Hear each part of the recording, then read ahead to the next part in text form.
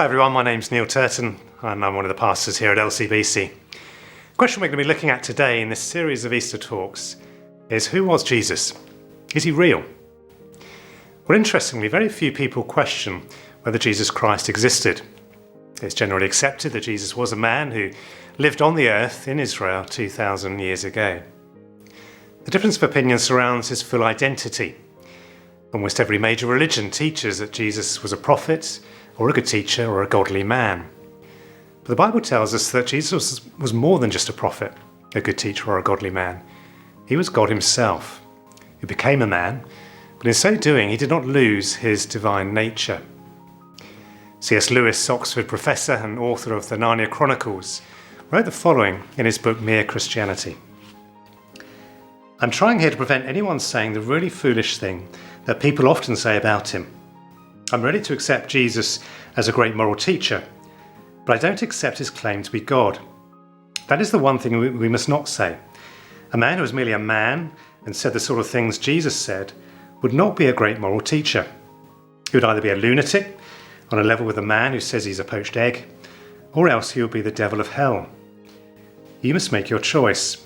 Either this man was and is the Son of God, or else a madman, or something worse.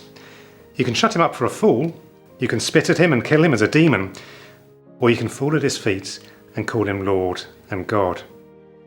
But let us not come with any patronising nonsense about his being a great human teacher. He's not left that open to us. He did not intend to. So how do we know that Jesus was God then? Well, firstly, because of his miraculous power. Jesus made blind people see, deaf people hear, mute people speak, paralysed people walk. He even made dead people come back to life. He changed water into wine.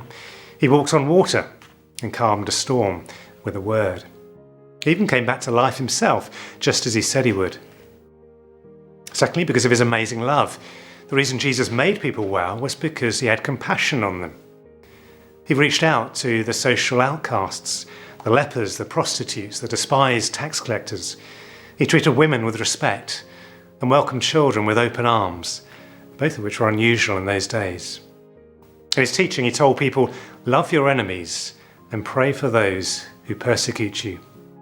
And later, as he hung in agony on the cross, having been unjustly convicted, he did just that. He prayed for his executioners. Father, forgive them, for they do not know what they are doing. Thirdly, because of his authority. In Mark's Gospel, we read that the people were amazed at his teaching because he taught them as one who had authority, not as the teachers of the law. This was not a human authority, but a divine authority. And finally, because of his moral perfection. Not only was his teaching radical in terms of the moral standards that he set, but so was his life. His actions backed up his words. No fault could be found in him. The same cannot be said of any other human being. But what did Jesus say about himself? Did he actually claim to be the Son of God? Well, John's Gospel opens with these words. In the beginning was the Word, referring to Jesus.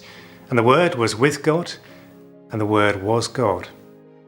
In Mark's Gospel, when Jesus is tried by the religious leaders, he's asked, are you the Messiah, the Son of the Blessed One?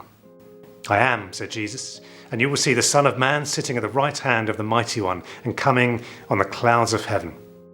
At which point he is condemned for blasphemy. So as C.S. Lewis argued, believing Jesus to be only a good teacher is not an option. Jesus clearly claimed to be God. And if he's not God, then he's a liar, and therefore not a prophet, good teacher, or a godly man. But you may ask, well, why is the question over Jesus' true identity so important? Why does it matter whether or not Jesus is God? Well, the most important reason is that if he is not God, his death would not have been sufficient to pay the penalty for the sins of the whole world. Only God could pay such an infinite penalty. Jesus had to be God so that he could pay our debt, and he had to be human so he could die and represent humankind. And Nathan will tell us more about that on Wednesday. How else do we know that Jesus is real? Well, because since he died and came back to life 2,000 years ago, he has changed the lives of millions of people. As human beings, we were made to be in a relationship with God, and Jesus has made that possible. And it's only as we trust in him that we find true meaning and purpose for our lives. Jesus wasn't just an amazing historical figure whose inspiration lives on, but someone who's alive today in heaven, who's with us by his Spirit, and who will one day return to take his people to be with him. If you want to find out more about Jesus, then have a look at the links on our website or get in touch with us through the church office, and we'll be very pleased to have a chat with you. Thank you.